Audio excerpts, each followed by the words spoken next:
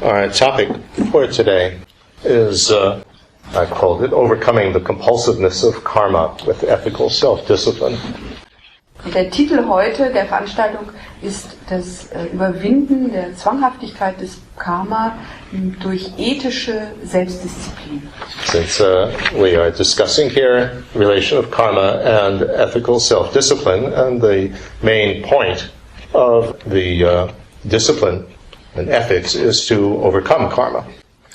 Da wir ja die Verbindung zwischen Karma und dem ethischen Verhalten hier erörtern, ist der wichtigste Punkt, wie wir durch ethisches Verhalten den Zwang des Karma auflösen können. So, this all fits within the context of what's known as the Four Noble Truths. Und das ist sehr wohl im Kontext der 4 edlen Wahrheiten zu verorten. Buddha taught that we have a great deal of suffering. Der Buddha hat gelehrt, dass wir sehr viel Leiden erfahren. These come from causes. Und es stammt von Ursachen her. There is a situation in which all the suffering and its causes can be gone forever. Und es gibt eine Situation, wo all die Ursachen und das Leiden selbst für immer aufgelöst sein kann, oder? And this can be attained through pathway of correct understanding of reality, ethics, and so on. Und das kann durch einen Weg unternommen oder erreicht werden, der in einem rechten Verständnis der Wirklichkeit und der ethischen... Now, this is a structure that you find in general in Indian philosophy and thought and religion. Und das ist eine Struktur, die man auch grundsätzlich in allen indischen Philosophien und Gedankenrichtungen wiederfindet. But Buddha called these points the true suffering, the true causes, the true stopping of them, and the true path that leads to it. So he said the others weren't going deeply enough. Da hat sie aber das wahre Leiden, den wahren Weg aus dem Leiden etc. benannt, weil er gesagt hat, die vorigen Philosophien haben sie nicht wirklich erfasst. And these are seen as true by Aryas, the highly developed, highly realized beings who have seen reality. Und das gilt als wahr in Bezug auf die Aryas, die gestern schon gesprochen, die ehrwürdigen, die hochrealisierten Wesen. It's interesting that he used the term Arya. That's the name of the people who came about 500 years before the Buddha and brought the Vedas and conquered India and so on. So these are the conquerors. Es ist verwunderlich, dass er diesen Begriff der Arier genannt hat oder benutzt hat, denn die Arier sind vor 500 Jahren als Besetzer gekommen und haben die Veden und andere Lehren mit sich gebracht. So what he's saying is that these are the ones who have not only seen what are the true sufferings and its causes, etc., but they have overcome them. So they are the victors. This is a term that's used throughout Buddhist terminology. Und es wird jetzt so benutzt, dass die Edlen, die Arier, diejenigen sind, die nicht nur das wahre Leiden gesehen haben oder die wahrhaftige Ursache des Leidens, sondern sie auch überwunden haben auf wahrhaftige Art und Weise. So, karma is one of the main causes of suffering, one of the true causes of true suffering. Und Karma ist eine der wahrhaftigen oder echten Ursachen des Leidens. And it requires ethical self-discipline to overcome it. Und man braucht ethische Disziplin, Selbstdisziplin, um es überwinden zu können. So, it's very important to understand what is karma. Und deswegen ist es ganz wichtig zu wissen oder zu verstehen, was Karma letztlich ist. If we look at the Sanskrit word, wenn wir uns das Wort in Sanskrit anschauen, then it derives from a root kurt, which means to do. Dann stammt das aus der Wurzel kurt, die bedeutet tun. And like the word dharma comes from the word dhar, to protect. So ähnlich wie das Wort Dharma aus der Wurzel dar stammt, die eigentlich bedeutet schützen. And so then you add an ending to it, this ma. Und wenn man dann die Endung ma hinzufügt, and you get that which acts, or that which drives actions. Dann bedeutet es ist das, was die Handlungen antreibt, was sie nimmt. Just as Dharma would be that which protects us from suffering. So wie Dharma, das ist das, was uns vom Leiden beschützt. So karma is that which drives us into acting that brings about suffering. Also ist Karma das, was uns hinein driften lässt in das, was uns letztlich Leiden vermittelt. And Dharma is that which will protect us from suffering. Und Dharma ist das, was uns von diesem Leiden beschützen wird. Now, what that means is that karma is not the actual actions themselves. Und es bedeutet, dass Karma nicht die Handlungen selbst sind, Although you have a difficult problem here, a confusing problem, because it's translated into Tibetan with the word which means actions. und es ist im Moment ein bisschen verwirrend, denn im Tibetischen zum Beispiel wird es mit dem Wort, was auch Handlung bedeutet, übersetzt. And so most Tibetan teachers will translate, when they talk about karma, they translate the Tibetan translation for it, which means action. So you get the idea that karma means the actions themselves. Und auch die meisten tibetischen Lehrer, wenn sie über Karma sprechen, übersetzen sie das mit dem tibetischen Wort Handlung. Und deswegen kriegt man den falschen Eindruck, dass mit Karma nur die reinen Handlungen gemeint wären. But then this becomes very confusing, because if a true cause of suffering are actions, then all you would need to do is stop doing anything, and then you would be free. So that doesn't make any sense. Das wäre doch etwas verwirrend, denn wenn wirklich die wahrhaftige Ursache all unseres Leidens unsere Handlungen wären, dann müsste man einfach aufhören, etwas zu tun, und dann wäre man frei von allem Leid. So, what we're talking about here with karma is the compulsion that drives us to act, speak, and think in ways that are mixed with confusion.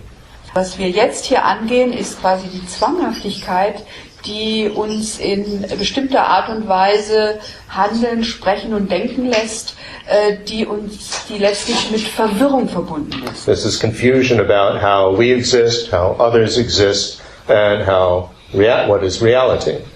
Und zwar Verwirrung darüber, wie wir existieren, wie andere existieren und als Realität wahrnehmen.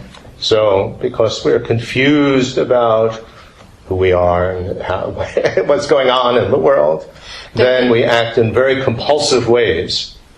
Denn wenn wir nicht wirklich wissen, wer wir sind und was, und wenn wir da eine Verwirrung haben in Bezug auf die Wahrnehmung des Äußeren, dann reagieren wir in zwanghafter Art und Weise.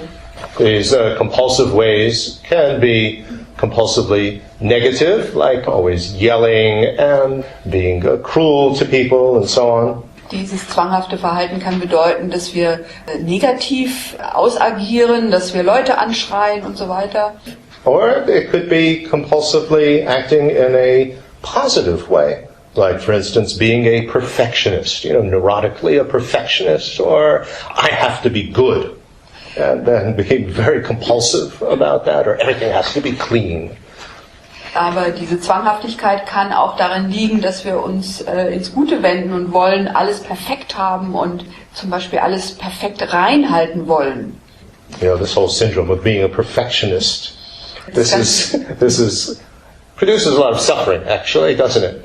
Auch dieses Syndrom, perfekt sein zu wollen, ein Perfektionist sein wollen, generiert eine Menge an Leiden. Ist das nicht so? Although it's acting in a very positive type of way. Obwohl wir uns da sehr positiv eigentlich verhalten wollen. So we're not talking about stopping acting in a positive manner. We're talking about getting rid of the neurotic compulsiveness behind it. That is the cause of suffering.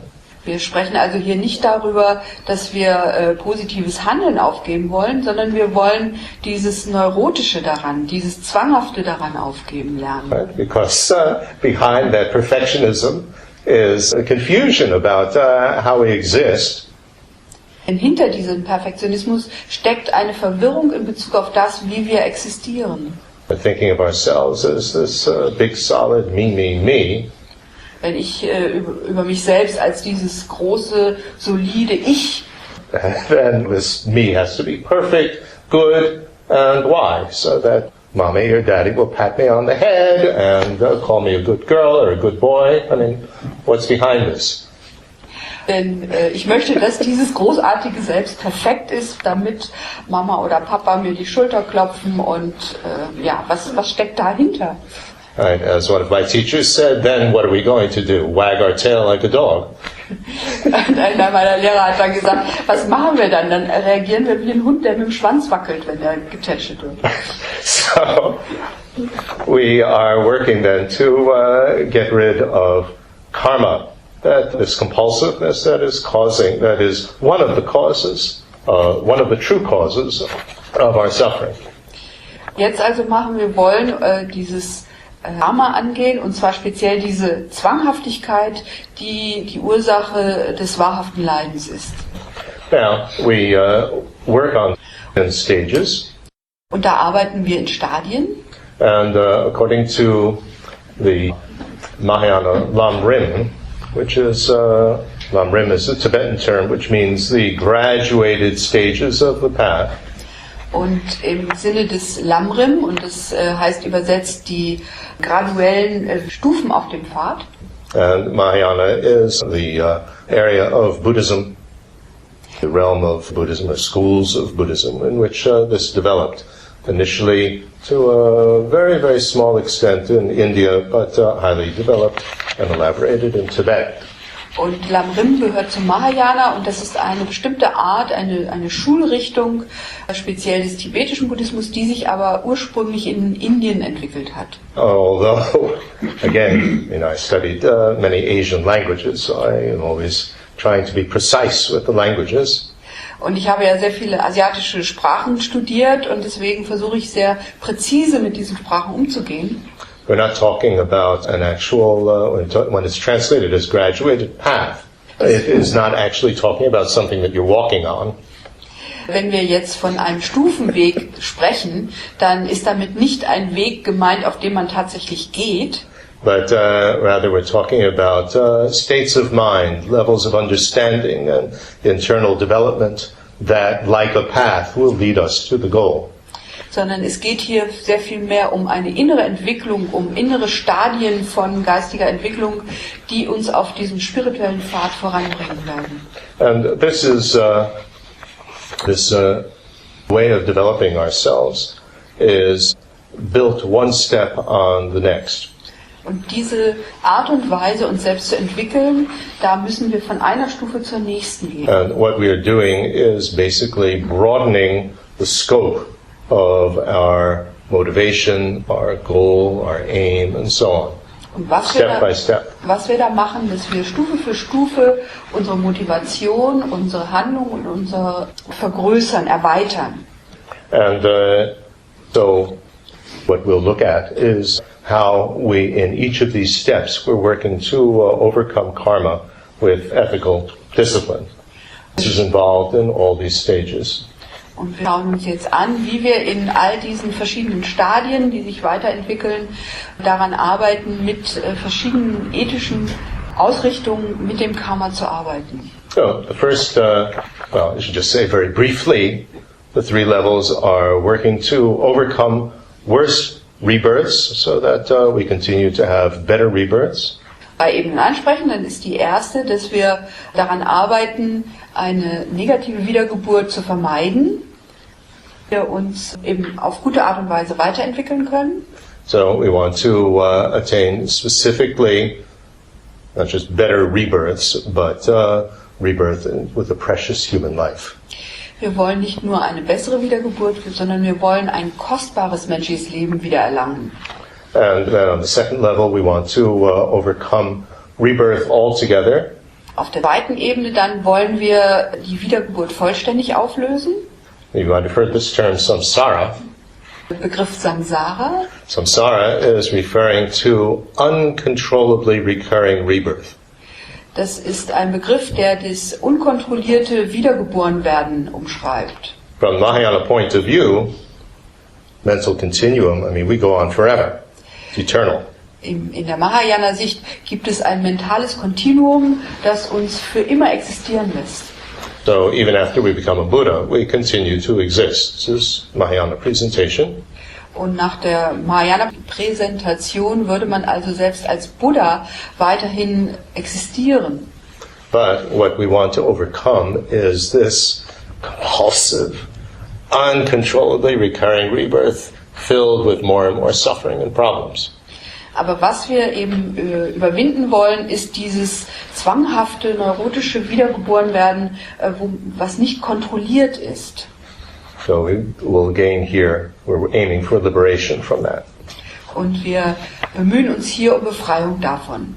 And then on the third level, so then we are aiming to reach a state in which we're able to help everybody else get liberated from this. Und im dritten Stadium bemühen wir uns jetzt darum, auch in der Lage zu sein, allen anderen zu helfen oder sie zu unterstützen, auch Befreiung zu erlangen. Which means to become a Buddha, Das heißt, ein Buddha zu werden, an omniscient being, ein allwissendes Wesen, so that we understand, among other things, the karma of everybody, so that we know how best to help them. sodass wir unter anderem auch das Karma von allen anderen verstehen und dadurch dann wissen, wie man ihnen am besten helfen kann. So karma is involved in all these areas. Also ist Karma in all diesen verschiedenen Ebenen auch beteiligt. Now let's first look at overcoming worse rebirths. Und jetzt schauen wir uns erstmal an, was es bedeutet, negative Wiedergeburten zu überwinden. When Buddha spoke about true sufferings, Als der Buddha über die wahrhaften Leiden gesprochen hat, or true problems, suffering sometimes is a little bit awkward term. oder echte Probleme, denn das Wort Leiden ist so ein bisschen komisch manchmal. We are working here to overcome primarily the first type of problem or difficulty that we face. Wir wollen hier zuerst die offensichtlichsten oder die größten Probleme, denen wir entgegenstehen, lösen. And this is our usual understanding of the word suffering. Und das ist unser vordringliches Verständnis des Wortes Leiden. So unhappiness, pain, horrible things happening to us, and so on. So physical and mental suffering. Unglück, Leiden, dass uns schreckliche Dinge geschehen, also dieses Leiden in körperlicher und geistiger Art. And so this is what we want to overcome. Worse rebirths are going to be filled with really terrible suffering. Und das wollen wir überwinden, denn diese schlimmen Wiedergeburten, die sind angefüllt mit diesem schlimmen. If we think of being born as a fish in the ocean that's swimming around, and then all of a sudden a larger fish comes and just bites it in half, or an insect being eaten by a larger insect and stuff like that. It's not a very pleasant prospect. It's not something that we would like to experience, is it? Denn wenn wir uns vorstellen würden, wir wären als Fisch wiedergeboren in einem großen Ozean, würden da herumschwimmen und dann kommt ein anderer Fisch und beißt uns auf die Hälfte. Oder wir würden als Insekt wiedergeboren und ein anderes, größeres Insekt schnappt uns und isst uns auf. Also das ist nicht die Perspektive, die wir uns wünschen würden. Or you know how animals are always looking around to make sure that no bigger animal comes and takes its food away. This paranoia and fear. Wie die meisten Tiere eben auch diese Paranoia oder Angst haben, dass da ein anderes Tier käme und ihnen ihr Essen wegnimmt. Or I think of these chickens in these what Dalai Lama calls chicken prisons, in which they can't move and they're just raised to eventually be eaten in a McDonald's, and half of which is thrown in the garbage. Oder denkt an die Hühner, die in einem Hühnergefängnis leben müssen, so wie Dalai Lama es nennt, die letztlich da eingezwängt sind und nur dafür leben, dass sie demnächst dann zum Beispiel beim McDonald's auf dem Teller landen und schließlich doch die Hälfte von ihnen sogar weggeschmissen wird. So, and Buddhism describes much worse situations, but we don't need to go into that at the moment. But we want to avoid that. We really do. Der bleibt noch sehr viel schlimmere Situationen, aber da wollen wir uns jetzt nicht reinbegeben. Letztlich wollen wir einfach vermeiden, in diese Bereiche zu kommen. And what we want to attain is happiness. Und was wir erreichen wollen, ist Glück. Everybody wants to be happy, nobody wants to be unhappy. That's a basic axiom in Buddhism. Denn jeder möchte glücklich sein, keiner möchte unglücklich sein. Und das ist ein grundlegendes Axiom im Buddhismus. And what we're talking about here is just our ordinary happiness. Hier sprechen wir erstmal über gewöhnliches Glück. We'll speak about that more when we get to the second scope. Und das werden wir jetzt dann vertiefen, wenn wir zu der zweiten Ebene kommen. So, what is the true cause of unhappiness and this gross suffering? Was ist die wahre Ursache dieses Unglücks auf der Ebene, auf der ersten Ebene? And negative karma is the primary cause. Negatives Karma ist die Hauptursache. So, it's the compulsiveness to act in destructive ways. Es ist diese Zwanghaftigkeit, in negative oder destruktive Art und Weise zu reagieren. Brought on by and accompanied with disturbing emotions. Und vorgerufen oder ist begleitet von zerstörerischen Emotionen. This is a very important thing to understand. Es ist ganz wichtig, dass wir das verstehen. That when we talk about destructive behavior or negative behavior, wenn wir über störrisches oder negatives Verhalten sprechen, we are not talking about an ethical system which is based on laws. Dann sprechen wir nicht über ein ethisches System, wo es bestimmte Gesetze gibt. Whether we're talking about laws which are coming from a divine origin, or we're talking about civil laws made up by a government. Und weder um Gesetze, die von einer göttlichen Instanz kommen, noch ganz normale staatliche Gesetze, die von einer staatlichen Institution stammen. In those type of systems of ethics, to be an ethical person, basically we have to be an obedient follower, either citizen or follower of a religion, and obey the laws. Denn in solchen Systemen müssten wir einfach nur gehorsam sein und den Gesetzen des göttlichen oder des staatlichen. And of course, in conjunction with law, then there is innocence and guilt, isn't there? Und sobald es Gesetze gibt, gibt es auch Unschuld oder Schuld. And judgment. Und Verurteilung. So this is completely not the Buddhist concept of ethics. Und das ist absolut nicht die buddhistische Herangehensweise an Ethik. Here we are talking about an ethical system that is based on confusion. Hier sprechen wir über ein ethisches System, das auf Verwirrung gründet. By that I need to elaborate. When we act in a destructive way, it's not because we are disobedient. Ausführen, denn wenn wir in einer destruktiven Art und Weise handeln, dann ist es nicht, weil wir ungehorsam sind, but rather we are just confused about reality. That's why we act in a destructive way. Sondern wir sind einfach verwirrt in Bezug auf, was wirklich ist oder was die Realität ist. Und deswegen handeln wir auf destruktive Art und Weise. Like, for instance, sticking your hand in a fire or on a hot stove. Something like that. It's not because we were disobeying the law, which said, don't put your hand in the fire. You know, you put your hand on the hot stove basically because we didn't know that it was hot. You know, like one of these electric stoves. We didn't know. Confusion.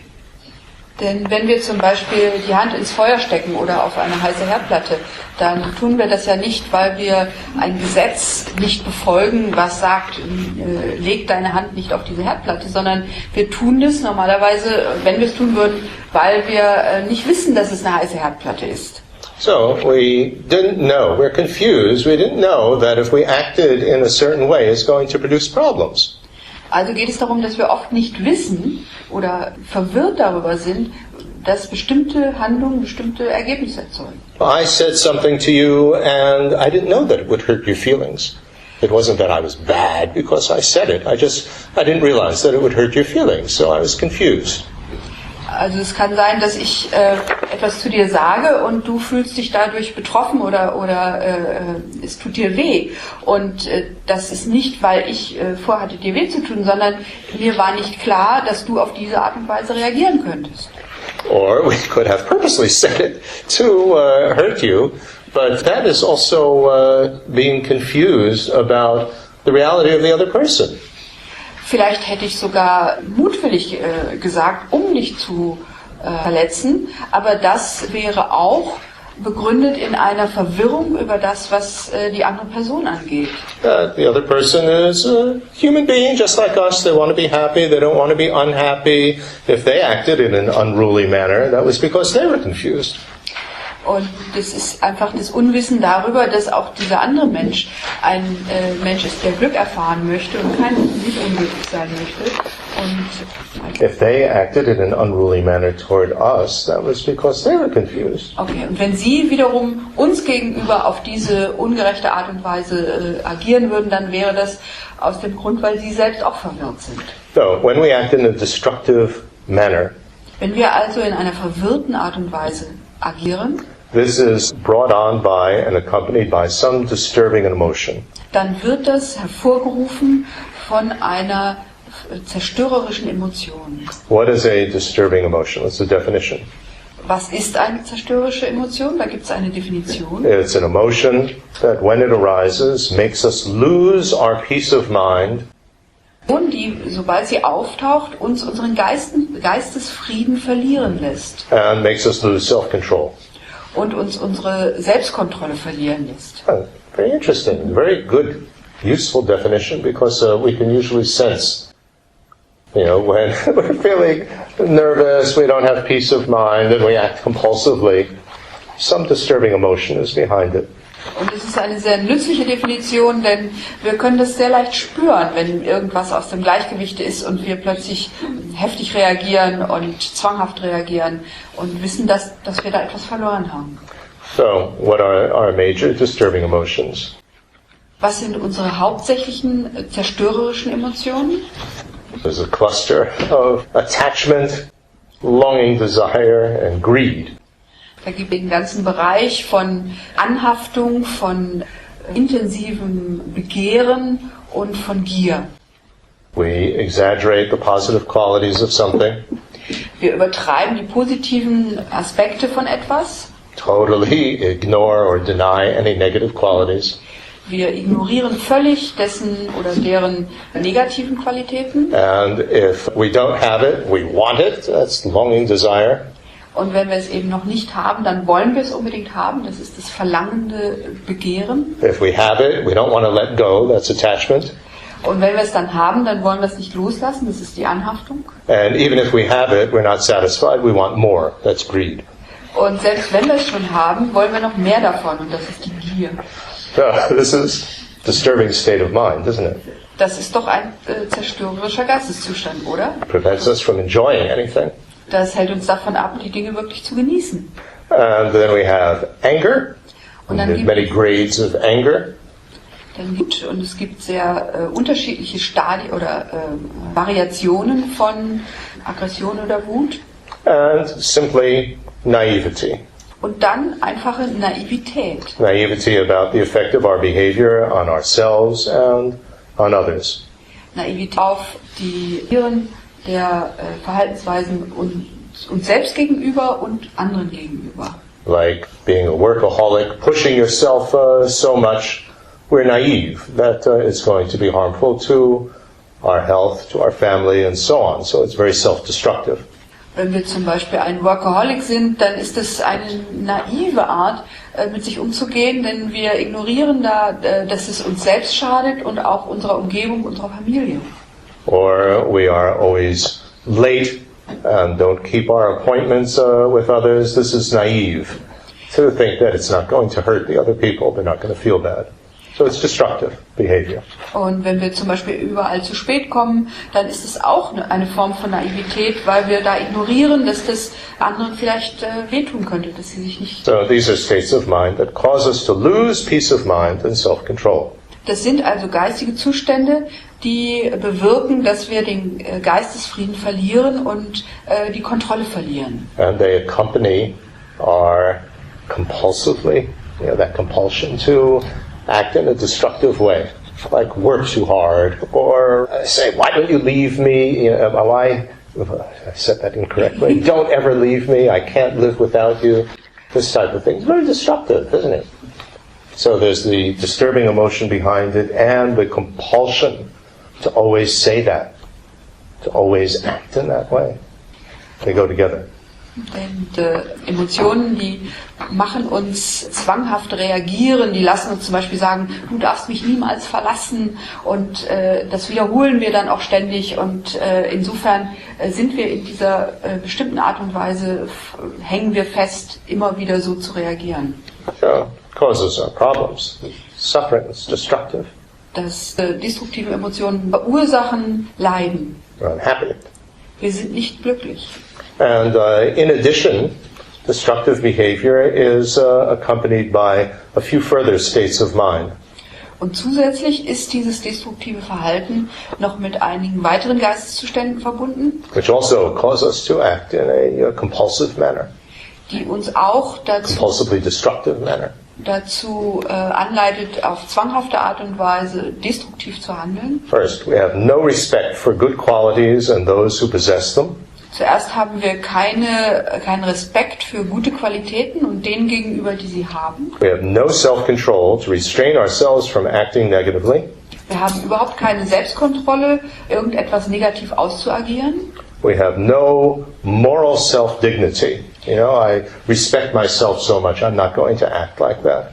Wir haben We don't have keinen that. moralischen Selbstrespekt. Das heißt, wir würden nicht sagen, auf diese Art und Weise würde ich nicht reagieren, weil ich zu viel von mir halte. Yeah, self-respect is a very important thing. If you have self-respect, you're not going to come crawling after somebody and begging them, don't leave me, and so on. Yeah, you have a sense of self-dignity. Here, you don't. You have destructive behavior. Dieser Aspekt des Selbstrespekts, des Respekts sich selbst gegenüber oder auch der Würde, die man selbst gegenüber annimmt, die ist sehr wichtig, denn sie verhindert, dass ich zum Beispiel hinter jemandem herkrieche und sage, oh, du darfst mich auf keinen Fall verlassen. And fourth one is that we don't care about how our actions reflect on others.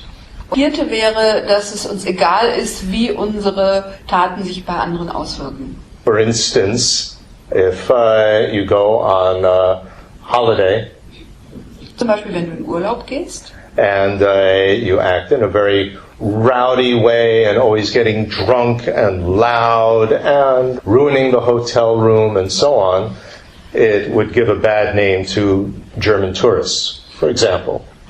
wenn du dann sehr rüde und rowdymäßig agierst und sogar noch das Hotelzimmer zertrümmerst, dann würde das auch dem Ruf der Deutschen im Ausland schaden. So you don't care about how this would reflect on your fellow countrymen. Wenn du also so agierst, dann ist dir ganz egal, wie das sich auswirkt auf deine Landsleute. So these are another cluster of attitudes that accompany this compulsive, destructive behavior. Dies ist also wieder ein ganzer Bereich von Handlungsweisen, die dieses zwanghafte, neurotische Verhalten ausmachen. So we need ethical self-discipline to refrain from negative actions. Wir brauchen also ethische Selbstdisziplin, um uns von den negativen Handlungen abzuhalten. And we get that ethical self-discipline by removing one aspect of confusion. In other words, we understand behavioral cause and effect.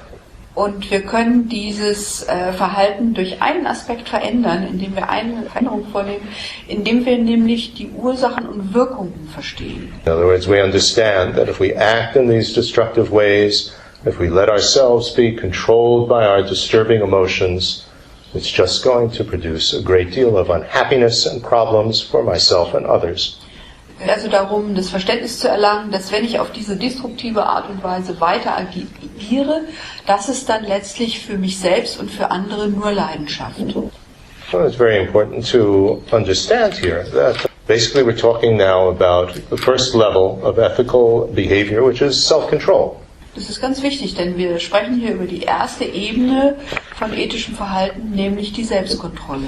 And self-control is not based on wanting to be obedient and a good citizen or a good follower of your religion. Und bei dieser Art geht es nicht um Gehorsam, dass wir uns einer Religion oder einem Staat unterwerfen, But rather We exercise self-control because we understand that if we act completely out of control, it's going to produce a lot of problems. Sondern unsere Motivation, selbstkontrolliert zu handeln, ist, dass das Wissen, wenn wir außer Kontrolle geraten, dass das eine Menge an Leiden hervorrufen wird. This is a very important thing to stress, I think, in our presentation of Buddhism, in our understanding of Buddhism. Das ist ein ganz wichtiger Punkt, den man bei den Präsentationen zum Buddhismus betonen sollte. If our ethics are based on obedience, then we know from daily experience that people rebel against having to be obedient, having to follow the laws, especially if you're a teenager. Wenn unser ethisches Verhalten nur auf Gehorsam basieren würde, dann wissen wir, dass man da irgendwann gegen rebelliert. Das wissen wir, Teenager sich verhalten, die dem auch nicht gehorchen. Or we think that somehow we can get around the laws. We can get away with it. Wir versuchen irgendwie die Gesetze zu umgehen, weil wir denken, man könnte auch ohne sie auskommen. We're not going to be caught. Wir werden schon nicht erwischt werden. Whereas here, ethics is simply based on understanding. Während hier im Buddhismus das Verständnis von Ethik darauf basiert, dass wir Verständnis haben. So rebellion is not really an issue. Da gibt's also dann gar nicht diesen Fall Rebellion. Now, of course, it's not so easy to understand the relation between destructive behavior and unhappiness and suffering. Es ist natürlich jetzt nicht so einfach, das Verhältnis von destruktiver Handlung und Unglück herzustellen. So you might not believe that. In which case you would say, well, this ethics is ridiculous. Vielleicht glaubt ihr nicht dran und dann könnt ihr einfach sagen, diese Art von Ethik ist lächerlich. But on one level, auf einer Ebene, when we have some life experience, you see that if you are always acting in negative ways, you're not a terribly happy person. Other people don't like you, do they? Wenn du eine gewisse Selbsterfahrung hast, dann weißt du, wenn du in einer bestimmten Art und Weise negativ etwas ausagierst, dann bist du erstens selbst nicht glücklich und andere Leute mögen dich nicht. They're afraid of you. Sie haben Angst vor dir. Yeah, I'm afraid to meet you because you might get angry with me. I'm afraid to speak with you because you may explode. Angst, dich zu treffen, weil du vielleicht explodierst oder ihnen was Negatives sagst. So, from our experience, we can understand that just on a very basic, what we would say is a superficial level, that acting negatively and destructively brings unhappiness. Kann man sogar schon auf einer recht oberflächlichen Ebene sagen, wenn wir etwas negativ ausagieren, dann wird es letztlich Leiden bringen. Interesting point, because of course we could act in a destructive way and feel very happy about it. Like, for instance, there's this mosquito buzzing around your face when you're trying to sleep, and you smack it and kill it, and you feel, I got it, and you're really happy. Es gibt natürlich auch negative Handlungen, die einem eine große Genugtuung verbringen, wie zum Beispiel, wenn ein Moskito dich umschwirrt und dich ärgert und du es wirklich schaffst, es totzuschlagen, dann bist du erstmal glücklich. But if you think about it, then you are always in this sort of paranoid state that there's another mosquito that's going to come, because your way of dealing with something that annoys you is to kill it. Aber wenn du drüber nachdenkst, dann wirst du ab dann immer das Gefühl haben, du hast Angst, dass vielleicht ein weiteres Moskito kommt und du bist da besessen, in dieser Art und Weise zu reagieren, indem du die Dinge, die dich stören, immer tötest. Right? So you're not looking for a peaceful solution. Peaceful solution, if you're in a place with a lot of mosquitoes, there's a mosquito net, or put some screening on the windows. Und du hast dann noch nicht geschaut, wie man das Ganze friedlich lösen könnte. Denn wenn du an einem Ort wärst, wo es viele Moskitos gäbe, dann würdest du zum Beispiel ein Moskitonetz einsetzen oder die Fenster mit einem Netz abdecken. So, this definition of the disturbing emotion that goes with the destructive behavior is very helpful. in this context. Diese Definition von negativen Emotionen, die The definition of destructive emotions that accompany destructive behavior, von negativen Emotionen, die destruktives Handeln begleiten, right, disturbing emotions, die zerstörerischen Emotionen, is exactly the meaning of the word disturbing. entspricht genau dem Wort zerstörerisch. Lose peace of mind. Wir verlieren diesen Geistesfrieden And we lose self-control. und wir verlieren die Selbstkontrolle. That is not a happy state of mind, is it? Und das ist kein glücklicher Geisteszustand, oder? I'm paranoid and afraid that another mosquito is going to come and upset my sleep. Wenn ich You don't have peace of mind. Paranoia entwickle, dass da vielleicht ein weiterer Moskito auftaucht und wieder meinen Schlaf stört, dann hast du keinen Geistesfrieden. And you don't have the self-control to just be able to relax and go to sleep because you're afraid. Hast du auch nicht die Selbstkontrolle, einfach zu entspannen und wieder einzuschlafen, weil du einfach diese Angst hast. And the way that we are acting is compulsive, isn't it? Neurotically compulsive. Und wie wir da reagieren, ist wieder zwanghaft, auf neurotische Weise zwanghaft. As if you're about to jump up from bed, put on, one of these pit helmets that the British used to wear when they go on safari in Africa, and now you're on safari hunting in the room to see if there's another mosquito. Es ist, als wenn du, wie die Briten damals auf ihren Safaris so bestimmte Helme auf hatten, als wenn du die... Tropenhelm, danke. Dass du die quasi aufsetzt, um auf Safari zu gehen, in deinem Raum nach Moskitos zu suchen. That's the first scope. This working to overcome worse rebirths by exercising ethical self-control to, when we feel like acting in a negative way, not to do it. Der erste Bereich, in dem wir uns darum bemühen, dass wir ethische Selbstkontrolle ausüben, indem wir, sobald ein negativer Impuls kommt, den nicht ausagieren. Okay? So let's spend a few moments digesting that, thinking about that from our own experience. Lass uns ein paar Momente mal darüber nachdenken, was das für unsere eigene Erfahrung bedeutet. This, by the way, is a type of meditation that is emphasized by His Holiness the Dalai Lama, emphasized in the Tibetan teachings as being extremely helpful. And this is sometimes translated as analytical meditation. Form von Meditation, die Lama und anderen Lehrern sehr betont wird und genutzt wird. Manchmal wird es analytische Meditation übersetzt. And I find that the word analytical perhaps is a little bit misleading, a little bit too technical. Ich selbst finde diesen Begriff analytisch ein bisschen fehlleitend und ein bisschen zu technisch. So I use another technical term instead. Ich nutze deswegen einen anderen technischen Begriff. Discerning meditation. Discern means to try to see this in your life. Meditation. Du versuchst also zu schauen, was das für dein eigenes Leben bedeutet. In other words, we try to see in our lives a certain point in the teachings, to try to examine our lives and see, yes, I see that. When I acted in this destructive way, it was very compulsive and there was a lot of attachment or a lot of anger behind it. And what was the result? I was really quite miserable. You try to confirm that by seeing that in your own experience. Wir versuchen also, das in unsere eigene Erfahrung zu übernehmen, indem wir schauen, als ich da so impulsiv und zwanghaft agiert habe, da hat es Schaden und störerisch, da hat es Schaden angerichtet und ich versuche zu verstehen, wie die Lehren in meinem eigenen Leben gewirkt haben.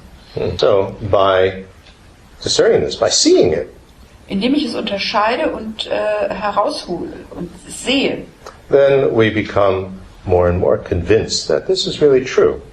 Und dadurch würden wir mehr und mehr überzeugt werden, dass das tatsächlich wahr ist. And it's only on the basis of that belief that this is a fact of life, this conviction that this is a fact of life, that we will actually start to change our behavior. Und erst auf dieser Grundlage, dass wir überzeugt sind, dass das eine Tatsache des Lebens ist, werden wir beginnen, unser Verhalten auch wirklich zu verändern. So this is a very important form of meditation. Und deswegen ist es eine ganz wichtige Form der Meditation. Because meditation, the word in the original languages means to build up a beneficial habit. Denn Meditation bedeutet in seiner ursprünglichen Bedeutung, dass wir eine Gewohnheit aufbauen, die gut ist. This is the connotation of the Tibetan term, build up a beneficial habit. Im Tibetischen heißt es eben das Aufbauen einer guten Gewohnheit. And the Sanskrit term implies to make something actually happen. In other words, to make an actual transformation in ourselves. Auf Sanskrit bedeutet es, dass ich tatsächlich eine Transformation vollziehe in mir selbst. Okay.